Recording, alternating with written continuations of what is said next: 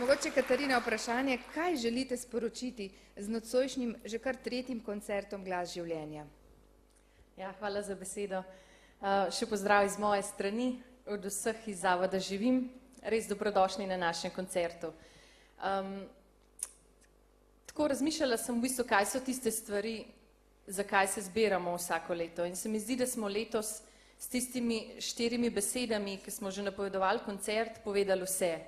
To je bilo glasba, dobrodelnost, pričevanje in veselje.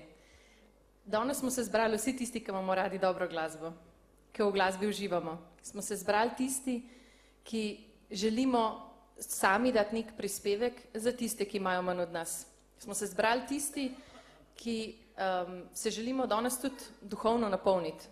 In na koncu koncev, ali pa mogoče celo prvi razlog, smo se zbrali tisti, ki se želimo danes okrepiti z veseljem do življenja, da bi jutri to veselje lahko ponesli povsod, kamor bomo šli.